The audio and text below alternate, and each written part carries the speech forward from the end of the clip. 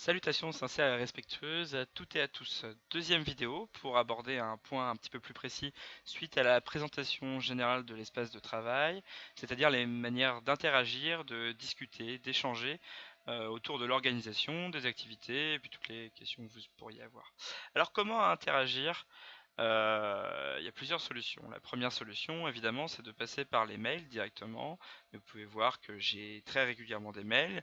Euh, il y a en tout à peu près 400 familles qui peuvent m'envoyer des mails pour leurs enfants, plus les élèves eux-mêmes, ce qui fait un certain nombre de mails qu'il faut traiter et répondre individuellement, ce que je fais pour l'instant. C'est assez compliqué. Donc on va essayer de trouver des solutions alternatives qui permettent de rendre plus efficaces les échanges autour du travail et de ce qu'il y a à faire.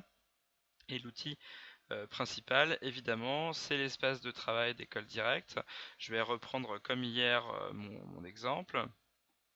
Ici par exemple d'histoire-géographie de 5e, et dans cet espace-là, comme je vous l'ai expliqué, vous avez certaines possibilités, en tout cas sur votre profil élève, de correction, de modification, d'ajout également, et j'aimerais rappeler une règle simple qui est: vous n'avez pas le droit d'ajouter quoi que ce soit ou de modifier quoi que ce soit dans l'espace de travail en dehors de l'onglet discussion. Quand on rentre dans cet onglet discussion, on peut voir que par exemple ici on a un sujet qui a été créé, que j'avais créé au début pour faire des tests, et plusieurs élèves ont posé des questions depuis dessus et ont obtenu des réponses. Réponses qui sont soit obtenues directement par mes propres réponses, soit par un autre élève qui leur a répondu à ma place, ce qui permet aussi aux élèves de s'entraider euh, et, euh, et que évidemment je ne répète pas 50 fois la même chose dans des mails individualisés. Évidemment, si vous avez une question, vous n'hésitez pas à aller dans ces onglets de discussion dans l'espace de travail. N'hésitez pas aussi à relire ce qui a déjà été dit parce qu'il est très probable que la question que vous avez a déjà obtenu réponse précédemment.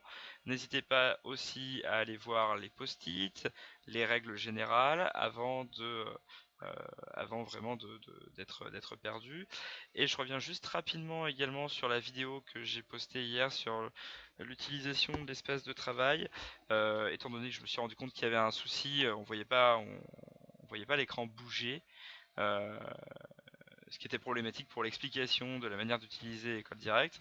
Donc j'ai refait cette vidéo, qui est ici une nouvelle vidéo. J'ai supprimé l'ancienne, ce qui fait que l'ensemble des commentaires a été supprimé également. Elle est toute neuve, et dans la foulée, je refais cette vidéo sur le forum de discussion, la manière de discuter. Donc je reviens, je redis l'essentiel. C'est pas la peine d'envoyer des messages individualisés, sauf si vous estimez que c'est vraiment utile. Vous pouvez passer par l'espace de travail, aller dans votre espace, aller dans l'onglet discussion, et ici poser votre question. Et là vous aurez soit moi, soit d'autres élèves qui pourront y répondre, ou ajouter un sujet. Si par exemple mon problème c'est l'activité par exemple 1B, et si je crée ce sujet là, ou alors que je vois que quelqu'un l'a déjà créé, je peux aller à l'intérieur de ce sujet et dire, poser une question. S'il y a une question qui m'a semblé particulièrement difficile, il suffit que je mette le message ici, et dans ces cas-là, je pourrai vous répondre ou un autre élève pourra vous aider. Voilà, je reste à votre disposition si vous avez plus de questions, mais surtout dans l'onglet discussion. Bon courage!